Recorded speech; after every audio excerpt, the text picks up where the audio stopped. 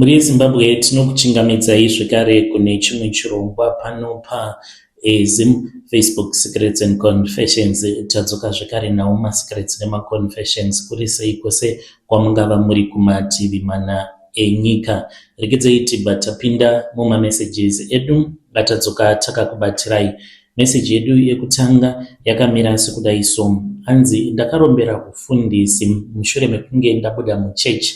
Ndainge ndiine shungu dzekuti ndinge ndichizovawo nechechi yakakura, but hazvina kuzoitika saizvozvo, asi ndakazobetserwawo neimwe n'anga ikati kwandiri, ndichakupa masimba kunyange zvikanzi kereke yako inenge isina vanhu vakawanda, but vanhu vashoma ivavo vanenge vachiuya kukereke yako ndinoda kuti vange vachizokupa mari yakawanda kutodarika vamwe vanhu vanenge vatori nemachechi anenge akatokura. Saka mukoma ndakabva ndachizosarudza kuti ndinge ndichizoromba. Zvainge zvisiri nyore kuromba kwandakaita, but nekuda kwekutya kuti ndaikwanisa kuzosekwa, because kubuda kwandakaita muchechi ndainge ndiine kakushora chechi yakandichengeta kubva muhudiki hwangu, because inini I was raised in church as an orphan. Ndakange ndisingazivi amai vangu, ndakazotovaziva mushure mekunge ndakura ndatopedza Bible school studies, ndo pandakazoziva amai vangu ndikavatsvaka. Zita rangu inini mukoma muchanditi Zakaria, uye zvekare nditori nechechi yangu yakakura. Ndakafamba naro vhangeri ndiri kuchechi uko kwandakakurira, but mari dzatainge tichipiwa dzainge dziri mari shoma. Pane patakazoenda kuChipinge tichinzi tinge tichimboenda kunosimbisa chechi ikoko kuChipinge, ndokwandakabva ndachizotendeutsa umwe mwana wen'anga uyo akandiudza kuti sekuru vake nababa vake dzainge dziri n'anga, uye zvekare vainge vaine masimba ekugadzira mheni. Saka ndakange ndava kutaura naye pandakadzoka muHarare, pandakazotangawo yanguwo chechi, nekuti zvakaitika kuChipinge ikoko hazvina kundigutsa kuti ndakatendeutsa vanhu vakawanda. Ndainge ndakavimbisiwa kuti ndainge ndichazotengerwa motikari nechechi, but chechi haina kuzoita saizvozvo. Apa chechi yandiri kutaura nezvayo mukomanachi, it is a big church ine maassets akati wandei, but kuti vange vachingondinzwawo zvichemo zvangu vanditengere motikari vainge vasingadi. Saka ndakabva ndabuda muchechi zvainge zviine kahurafu mukati, kwakatumidzirwa mapastors, maelders kuuya kumba kuti vange vachizotaura neni, asi ndakati ini zvekuchechi kwenyu handichadi, ndafunga kuti ndinge ndichiitawo zvangu ndiri ndega. Saka mukoma ndakabva ndachizoona kuti kurana chechi sandi nyore, because mabills anenge atarisana newe zvino. Ndo pandakabva ndachizorangarira mwana uya wen'anga pandainge ndakatendeutsa. Handina kunge ndakaziva kuti pandainge ndakamutendeutsa akazodzokera zvekare munzira dzechivanhu, ainge ava kutoita zvokun'anga mamutare. Ndakabva ndachizosangana naye mamutare muya, ndikamuudza kuti ndainge ndiine matambudziko andainge ndichiona sekunge anongokwanisa kupedzwa nenzira dzechivanhu chete. Akazonditora kwava kubva achizoenda neni kuChipinge kuvillage kwavo, uko kwandakazonobetserwa nababa vake nasekuru vake.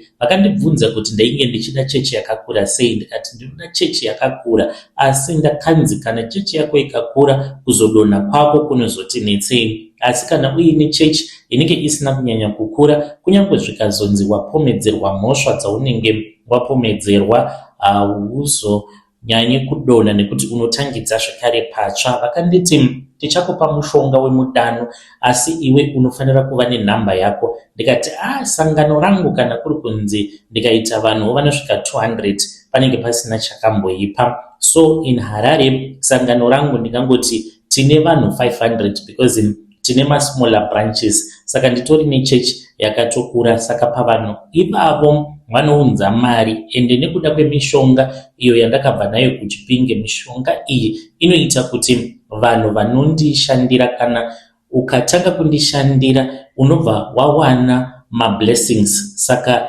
vanhu vemuchechi ndinoti kana munhu atendeuka anotombondishandira kuti ange achikwanisa kuzowana mablessings uye zvekare nevanhu vanouya nezvipo zvavo vachizopa mafree will malove offering muchechi vanobva vachizopiwawo maropafadzo nen'anga iyo yakandibatsira nekuti ndo mhiko dzandakaita idzodzo kuti vanhu vange vachizouya nemari kwandiri kuti munhu ange achibvisa mari yakawanda muchechi iye anenge achifanira kuti ange achizova nechiuviri. Zvino pakazotangira nyaya mukomanashi ndepekuti ndakange ndakanzi handifaniri kuti ndinge ndichichiva mukadzi wemunhu. Ndakazoiswa pamuedzo neumwe mukadzi, murume wake ainge amusiya. Ndakabva ndachizoenda kumba kwake ndikabva ndanorara naye. Mushure mekunge ndarara naye ndopandakabva ndachizoudzwa kuti ndainge ndatokanganisa mhiko. Ndakabva ndachizodzokera kuChipinge kuya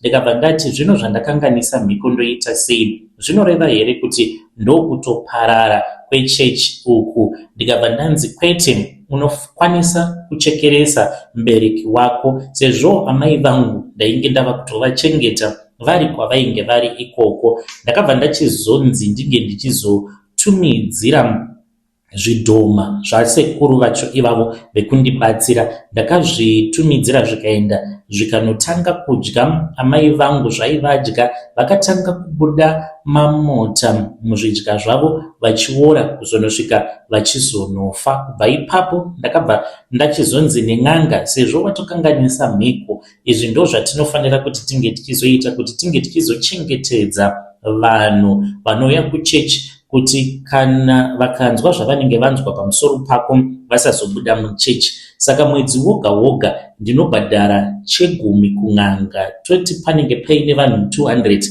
vanenge vaunza zvegumi zvavo muchechi.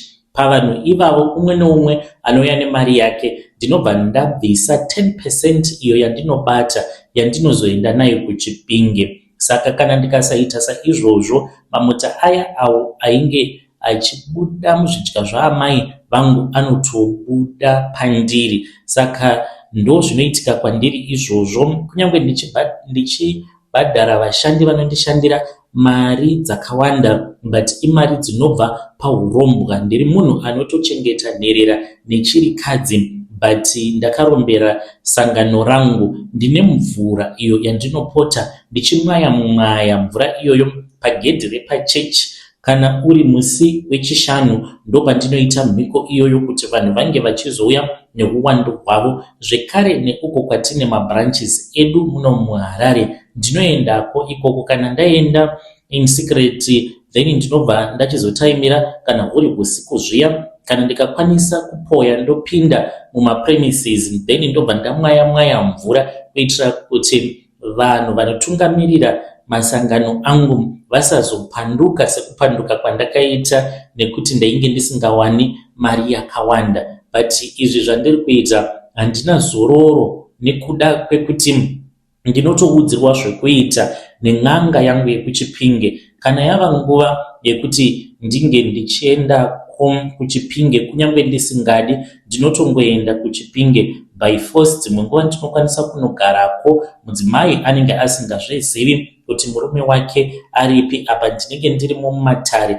dzimwe nguva ndinenge ndichiridziswa mbira nehosho ndirimo mumatare, munhu wava mufundisi. Zvino ndinotya mukomanashi nekuda kwekuti mazuva ano social media yangova everywhere. Kana ndikazoburitswa one day by mistake ndobva ndatongoonekwa ndichitoridzawo hosho ndiri pamba pen'anga, ndingazonyarira kupi? But ivavo sekuru vanogara zvavo kumavhileji kumachonyonyo kwekuti hatingamboti vanhu vemedia vangasvikako. But ndinenge nditorimo ndiri muchaunga chevanhu ndichitoridzawo mbira nehosho. Uye zvekare pane umwe mudzimai uyo wandakamutsa kumakuva anopota achiuya kwandiri. Mukadzi uyo anoti kana auya kwandiri anenge achingoda mbeu yangu. Zvinonetsa ndezvekuzoti kana ndorara nemudzimai mbeu yandinongoburitsa inenge yakaita mvura, mudzimai anongofungidzira kuti imedical condition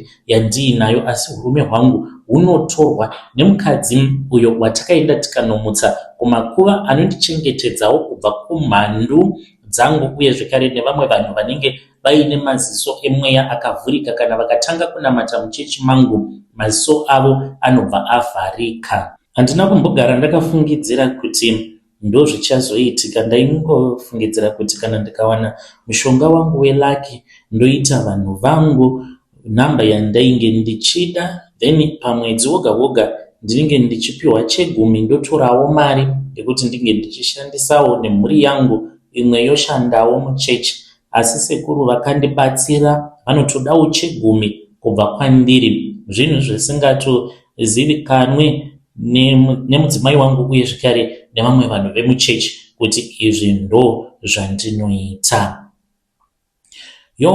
Muri yeZimbabwe ndo message iyo yandakatumidzirwa ichibva kuna vamufundisi avo. Zvakangooma hazvo veduwe zviri kuitika munyika zvinongoshamisa. Ndevamufundisi ivavo hanzi ndinotombopota ndichienda ndichinonoridza hosho pamba pen'anga. Hanzi ndinotya kuti nerimweni ramazuva ndinokwanisa kuzongobuda kana pavhidhiyo ndiri mumatare ndichiridziswa hosho nen'anga. Zvakangooma hazvo veduwe. Let us try to speak with our dear brother mucomment section. Regedzei tibva taenda panyedu inotevera. Nyedu inotevera yakamira sekudai so. Hanzi mukomana Ashi ndakaisira friend yangu poison muhohwa.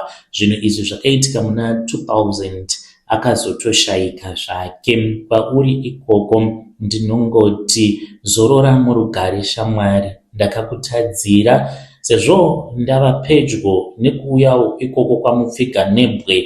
Ndinongoti usazorwa neni kunyange ndirini ndakakuuraya. Muri sei mukoma? Please post my story makaviga chitupa changu chitoi chaichekutovanza nekuti nyaya iyi inondiremera, yagara inotondishayisawo zororo mumwoyo mangu nekuda kwezvandakaita. Zita rangu inini muchanditi Amanda. Ndainge ndagara ndiine friend yangu uyo wandichati Tatenda. Takange tiri vanhu vainge vachiwirirana, but takazonetsana mushure mekunge atanga kudanana neumwe mukomana aibvawo kumhuri kwainge kuine mari.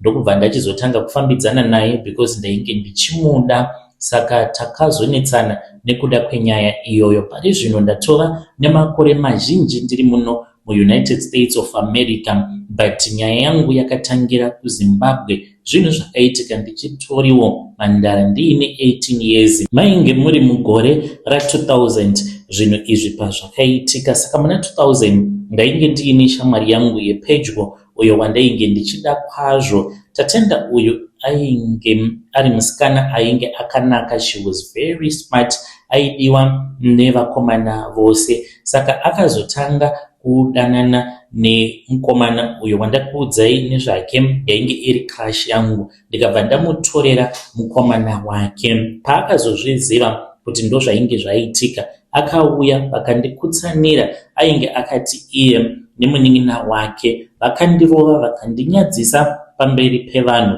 sezvo tainge tiri vanhu vainge vachiwirirana kwazvo. Saka akazodzoka kwandiri akati, sorry shamwari nekuda kwezvandakakuita. Ndikati hazvina hazvo mhosva, zvakaitika zvakatoitika. Ndokubva tangoramba zvedu tichiwirirana. Saka takazoti nerimwe zuva takatoenda mugomo, tainge takatowanda. Takaenda mugomo tichienda kunonhonga hohwa. Iye Tatenda ainge aripo. Tiri mumugomo kudaro akanhonga hwake hohwa musango, iniwo ndichinhonga wangu. Ndakabva ndachizoti tava kudzokera kumba, ndakabva ndatora humwe hohwa hwandaiziva kuti hwainge huine poison ende hwaiuraya. Ndakabva ndahuzanganisa nehohwa hwake. Akazoti asvika kumba kwavo akabva achizobika hohwa huya. Ndiye akatanga kudya. Vamwe vakazongoona ava kurutsa. Pavakazobva kumunda kwavainge vari achingorutsa, vakatoziva kutoti hohwa hwaainge abika hwainge huine poison humwe hwacho. Akamhanyiswa akaendeswa kuchipatara, asi haana kurarama, akabva achizoshayika. Akati afa musi iwoyo huri usiku. Mukoma hapana akambosungwa sezvo ainge ari iye ainge azvinongera hohwa hwake, zvakangonzi aita mistake akanhonga nehohwa hunouraya. Ndakatochema, ndainge ndichitochemawo pamariro ake, ndichichema ndichiti shamwari yangu ashayika. Mushure memakore akati wandei ndakazoita zvidzidzo zvangu zvenursing, ndikazotanga kushanda muHarare, ndikaroorwa, ndikabva ndachizouya kunoku kuUSA.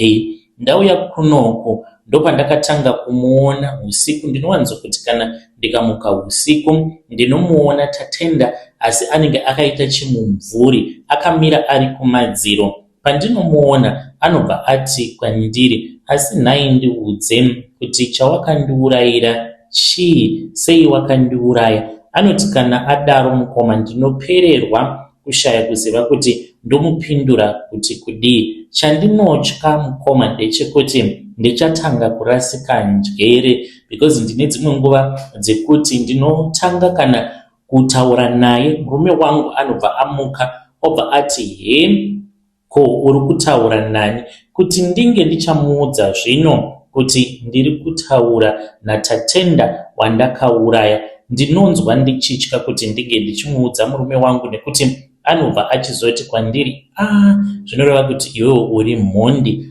Maybe anokwanisa kubva atondimhangarira kumapurisa. Saka ndinongozonyepedzera sekunge ndiri munhu ari kutorasika njere. Murume wangu anoti handei kuchipatara, but handidi kuenda kuchipatara because nyaya ingoripo ndeyekuti ndiri kutoona chipoko zvechokwadi, chiri chipoko chaTatenda uyo wandakauraya. Ndakazviita zvinhu izvi ndiri mwana mudiki, ndainge ndisingatozivi kuti zvipoko zviriko, enda handina kumbogara ndakafungidzira kuti chipoko chacho chichazondinetsa even ndauya kunoku kuAmerica. Ndo nyaya yangu mukoma, kana mukazoposta muzondizivisawo, ndichange ndichizoteverera ndiri mucomment section. Kune avo vanenge vachida kundijaja, hazvina hazvo mhosva kana mukandijaja, nekuti zvakaitikawo pandainge ndichiri musikana wechidiki, ndichitofungidzirawo kutoti ndiri kugona. Mupfungwa dzangu ndaifungidzira kuti kana ndikauraya friend yangu then ndaizosara ndobva ndatizira Leonard, asi ndakarwadziwa because gore racho iroro randakauraya Tatenda, Leonard akabva atizirwa nevasikana vaviri panguva imwe chete. Ndikaona kuti handingazombozviendesi pamba pagara patova nevamwe vasikana vaviri vanenge vaine nhumbu, inini ndisina. Ndo zvakazoita kuti ndinge ndichizoshingirira hangu kuenda kuchikoro ndichizouya kunoku sanesi. Muri yeZimbabwe ndo message iyo yandakatumidzirwa ichibva kuna evanzvadzi vedu avo. Ngatitaurei navo vanzvadzi vedu mucomment section. Zvakangooma hazvo vedu wei. Hanzi ndakazviita nekusaziva, ndaingoti kutamba. Shuwa mungaisira munhu hohwa dzamunenge muchitoziva kutoti hohwa idzi dzinokwanisa kutouraya munhu, mobva mati ndaingoti kutamba. Zviriko here zvinhu zvakadaro? Let us try to speak with our dear sister mucomment section. Regai tibva taenda panyedu inotevera. Nyedu inotevera yakamira sekudai so. Hanzi makadi zvenyu mukoma, please post my story makavigawo chitupa changu. Ininiwo ndiri murume, ndinoda kureurura kuti pandakaromba ndakadyiswa nyama yemunhu akafa. Iko zvino manje zvazondipandukira, ndiri kungogara ndichingorutsa nguva dzose. Zita rangu muchanditi Victor, ndiri murume ane mari dzake. Ndigere munomu munyika yeSouth Africa. Ndakauya kunoku kudhara ndikaroora mukadzi wemuSouth Africa. Ndainge ndichidriva matruck macross border.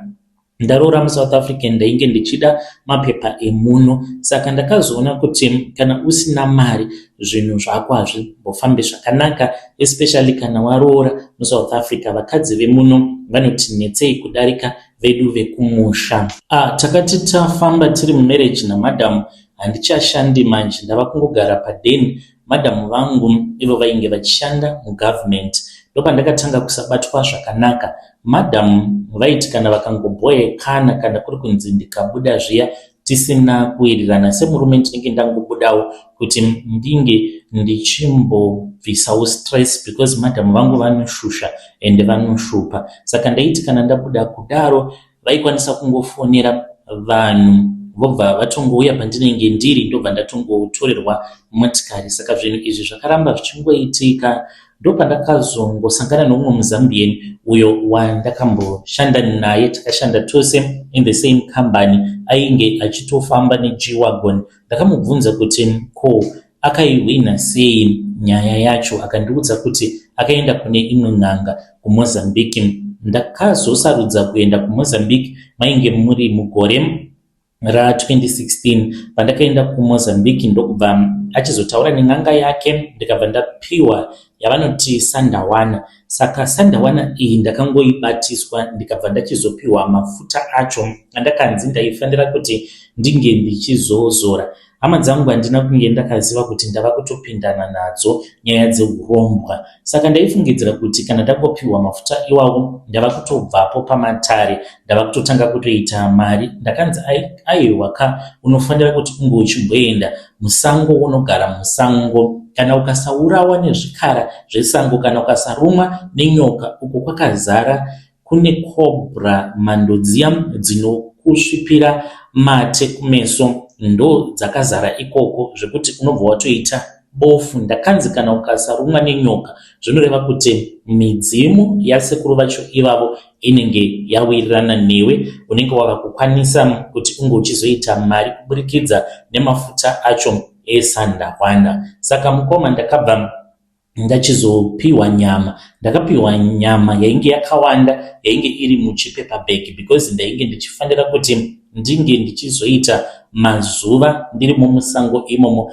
Vakandiudza kuti ndainge ndichazosangana neimwe shiri. Vakanditi kana ukaona shiri iyo yandisingatendedzwe kuti ndinge ndichikuudzai nezvayo because chitori chikwambo chavo, maybe ndinenge ndava kufumura zvandisingafanire kuti ndinge ndichizofumura, ndikaswera zvangu ndarohwa nezvidhoma zvavo. Saka ndakaenda musango, ndainge ndiine chimukuyu changu, mvura ndakangonzi muchangoiwanawo musango imomo. Saka ndakazoti ndakwanisa kuwana panzvimbo pandaikwanisa kugara zvangu ndichitarisa mativi ose kuti hapana mhuka yaizonditaimira here ikandiuraya ikandidya. Aiwa, ndainge ndakachengetedzeka chaizvo mukoma. Saka ndaidya chimukuyu chiya. Ndakazoti ndasangana neshiri iyo yavakanditi kana ukangoona shiri iyoyo unofanira kutoti unge uchitoburuka mugomo. Pandakasangana nayo shiri yacho, ndokubva ndatoregedza kuenda kunochera mvura because ndainge ndichienda kune kamwe karwizi kunochera mvura yekuti ndinge ndichizonwa. Kwava kutorasa chigubhu chiya pasi, ndokubva ndatotanga kutodzokera kumba kwasekuru vaya. Ndichinosvika pamba pavo vakandibvunza kuti ndainge ndisina zvainge zvichityisa here zvandainge ndakasangana nazvo. Ndikavaudza kuti kwete, handina zvinotyisa zvandakambosangana nazvo inini. Saka vakazonditi mushonga wesandawana wainge wabvuma kuti unge uchizondipa mari. Saka ndakapiwa chibhodhoro chiya chemafuta, asi vakazondiudza kuti ndainge ndakadya nyama yemunhu akafa. Ndikati nyama yemunhu akafa ndakaidya kupi sekuru? Vakandiudza kuti chimukuyu icho chavakandipa, chavakati ndige ndichizonodya pandinenge ndiri musango nemichero yemusango, chainge chiri chimukuyu iri nyama yemunhu akafa. Ndakamboda kurutsa ndikati asi zvichashandei, zvinokubatsirei kuone kuti ndakatodya nyama yacho nechekare. Kubva ipapo mukomanashi ndakazotanga kubata mari. Ndakabata mari yakawandisisa. Ndingangoti now ndatova ne10 years, patiko zvinozvi tava mugore ra2026. Ndakatanga kurutsa nyama last year, wainge uri musi weChristmas. Sezvo takatanga kunwa doro kubva musi wa17 December, tichingoita yavanoti slala muno muSouth Africa, ndo culture yavo. Saka mudzimai wangu anokwanisa kutotanga kutonwa doro kana musi wa7 December, tichizoregedza kurinwa doro gore rinotevera kana mumba musisina doro because tinoita zvekustoka ari mabox nemabox edoro, tinenge takangomaisa mufiriji tichirova slala yacho iyoyo. Saka takati tagocha, paya tapedza kugocha, tiri kudya nyama, ndakarutsa nyama. Even though vanhu vakati wanyanyisa kugutisa iwe, but mumwoyo mangu ndakasara ndiine question marks, because ndakati ndichirutsa kudaro, nyama yandainge ndichirutsa yainge iri mbishi, yet panyama yatainge takagocha ndainge ndakangodya vhorosi chete, but ndainge ndichitorutsa beef mbishi. Zvakatanga kundinetsa kuti chii chiri kuitika. Mukomana chiDecember ndainge ndava kutongorwara ndichitongorutsa nyama mbishi. Saka takazoti tichinopinda mugore idzva, ndakaita almost a week ndisingabati nyama, ndichingodya magreens chete, but ndakarutsa nyama mbishi. Ndo pandakabva ndachizopinda mumotikari ndini uyo ndichidzokera kuMozambique. Ndichinosvikako kuMozambique ndakatadza kuti ndige ndichibatsirwa nasekuru nyakundirombesa, because vari kurwara. Apa kurwara kwavari kuita mukoma, havasi kukwanisa kuti vange vachizorodza zvikwambo zvavo sezvatakaudzwa nevana vacho kuti imi mose makarombesewa nababa vedu, muri kufanira kuti munge muchizororedzerwa zvikwambo zvenyu. Saka takavabvunza kuti ko kana kuri kunzi vakafa vasina kuzvizorodza zvikwambo izvi chichi chaitika, havana kuda kutipindura. Saka haungazorambe uchingonetsana nevanhu avo vanoita kuti unge uchirarama. Saka right now nyaya iripo mukoma ndeyekuti ndiri kungogara ndichingorutsa nyama. Iko zvino ndinotorutsa kana chiri chimukuyo, handichazivi pokubata ini. Handina kana relationship nehama dzangu dzekuZimbabwe, because kubva zvandakauya kunoko painge paine kakusawirirana, nekuti ndakangosiya mudzimai kumusha ndikangokanganwa nezvake, ndikatongomurama nekuti ndaida kutanga ndambogadzirisa mapepa angu ekugara muno. Saka hama dzangu idzo dzainge dzava kundimhanyira kumberi, ndikabva ndatongosiyana navo ndikatanga kurarama upenyu hwangu ndiri ndega nemudzimai wangu wemunomu muJoni. Saka nyaya iripo right now mukoma ndeyekuti handichazivi kuti ndodii. Ndoudza mudzimai wangu here kuti kurutsa kwandiri kuita nyama uku hakusi kunzi urwere huri normal, but ndiri kutorutsiswa nechikwambo sandawana yacho iyoyo yandakanotora kuMozambique. Handizivi kuti iye achazozvitora sei, acharamba achindida here, sezvo tiri vanhu vakambonetsana in the past, and iye achiratidza kuti munhu asingangonzwisisi zvose zvose. Ane zvimwe zvaanonzwisisa, anozoita zvimwe zvaasinganzwisisi. Saka pfuma yangu yose ndakaivakira muno muSouth Africa kuZim, handina kana pfuma zvachose. Ndo zvinondivhundutsa izvozvo kuti zvino kana kuri kunzi akati haachadi nezvangu, ndichazozvifambisa sei, sezvo kuZimbabwe kwacho ndisisina kana relationship nehama dzangu. Muri Zimbabwe ndo message iyo yandakatumidzirwa ichibva kuna mukoma vedu. Zvakangooma hazvo vedu we, hanzi kuZimbabwe kwacho handina kana relationship nehama dzangu. Vari kutadza kuziva kuti vodii. Hanzi ndakaisa trust yangu yose pamukadzi wangu wemuno muSouth Africa, but ndinotya kumuudza kuti shamwari ndakaromba nekuti anobva andiramba. Hanzi iye ane basa rake rakanaka chaizvo, anoshanda mugovernment. Ngativabatsirei mucomment section. Zviripo here izvo zvekuti munhu anorutsa nyama mbishi? Hanzi ndaishandisa mafuta esandawana. Kana muchiiziva tiudzeiwo nezvayo mucomment section, kana kuuya kuinbox motiudza nezvayo sandawana iyi. Rekedzai tibva taenda panyedu inotevera. Nyedu inotevera yakamira sekudai. Hanzi mukomanashi ndiri munhu ari kutongotambudzikawo zvake. I have a passion for kids. Ndine kakreshi kangu kandakatanga muno muHarare. Ndichangoti ndine vana 15 avo vandinavo pakreshi pangu.